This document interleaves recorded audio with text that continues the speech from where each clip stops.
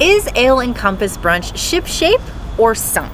Princess and the Bear here. We're at Disney's Yacht Club today because we want to be part of the club. You are already part of the club because there is food to be eaten. So, as your number one choice in foodie infotainment, remember, she's vegan. I'm not. Somebody throw me a life preserver.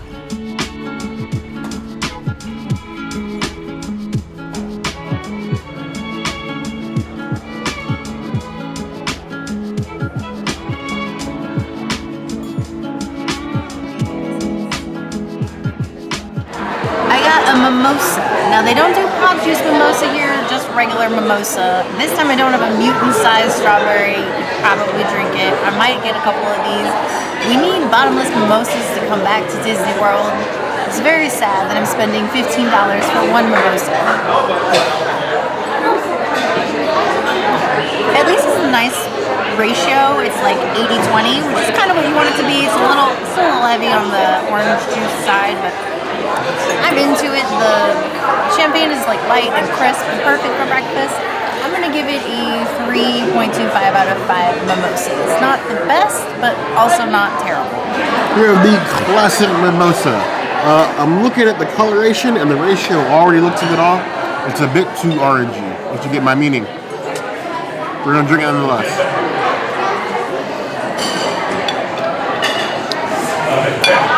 Flavor-wise, the ratio is good. Still very much champagne, but the width of orange over the top. It's really a shame. This, our own community, not this community, because everybody in this community is well-behaved and polite to cast members. Ruined bottle mimosas for everybody. We had people sneaking bottle mimosas into parks, sort of ruined it for the entire resort. So now we get single mimosas for $15 instead of a bottomless mimosas for $22 at different restaurants that we used to get. And it makes me sad. Very sad. This is still good though. 3.75 out of 5 plus.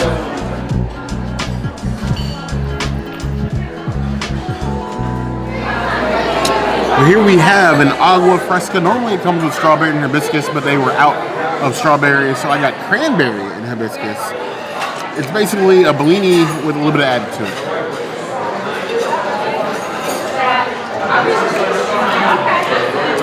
It tastes like breakfast. Given crisp, it's given like if I down 3 of these, I can do 3 circles around World Showcase and probably still walk back to my resort. 4 out of 5 plus.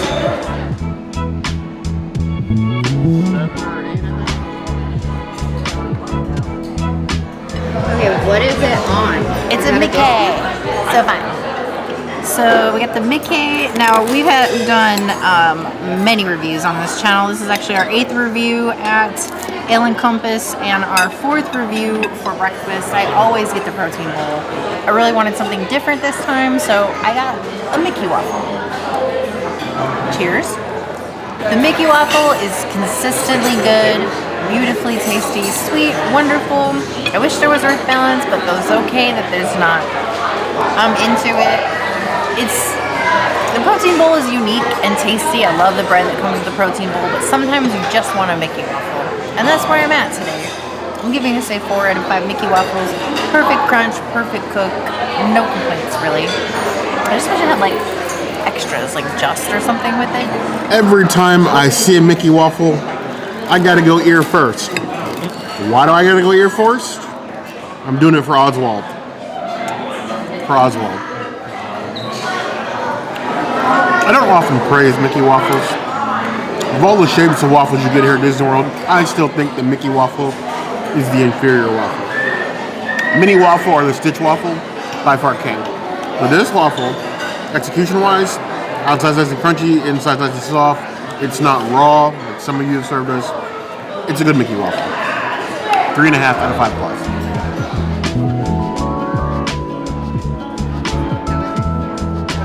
So you get one side with your Mickey waffles, and I picked the Beyond sausage. They also have fruit and potatoes, but I don't want carbs on carbs. Cheers. It's seared perfectly. It's cooked perfectly. Not overcooked, not overcharred. It's just right. No complaints.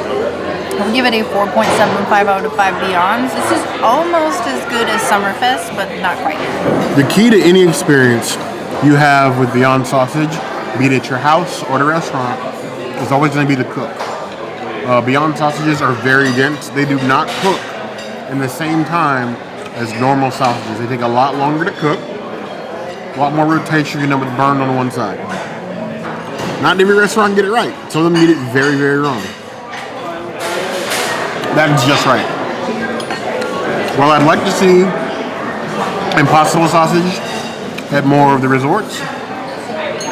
This Beyond isn't bad. You would think with Cape May not being that far away that they would have like either the what is it, the Light Life bacon they have there, or Impossible. But I'm not mad at this. It's a decent sausage. 3.5 out of 5 plus.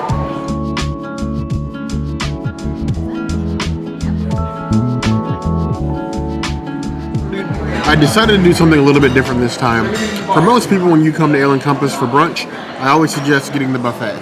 Buffet, you get an entree, $25. Most of the entrees are $20 anyway. For $5 more, you get overnight oats and yogurt, sausage, sausages and biscuits and gravy. But like when you get certain dishes, like this one, so I got the ham and cheddar omelet, it's $17. The extra $8 for the buffet, especially if you're not horribly hungry, may not be worth it. But just remember that it is an option. Go ahead and it's an interesting looking omelet. Very light looking, very thickened. And then you have all this arugula on top. It's like a bad hat. It's like a Donald Trump toupee. Like I don't need all this on here. You ain't hiding anything. You cut in there. Try to get a nice little cross section.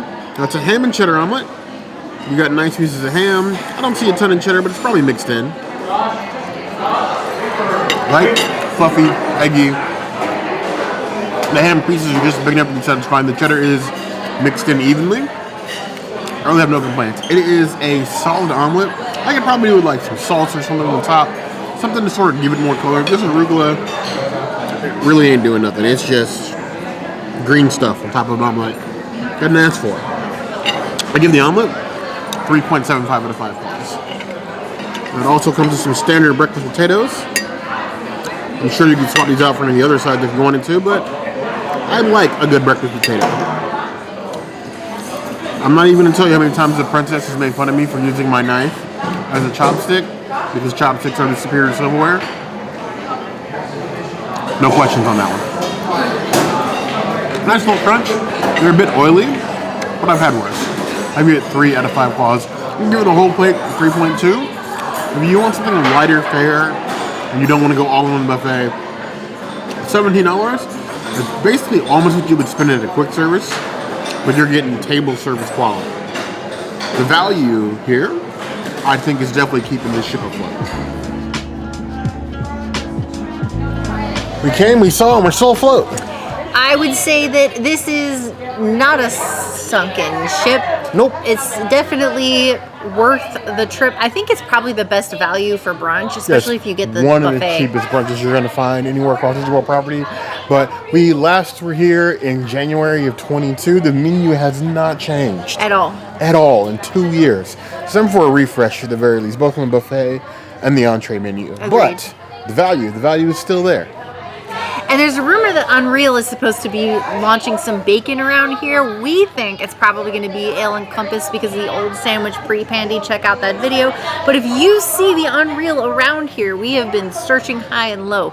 Please comment on this video or message us on any of the socials and let us know about this Unreal, because I am on this quest. I'm assuming you mean Unreal alt meat? Yes. Okay. Sorry. But I don't know what you guys think. Have you considered Ale & Compass for brunch?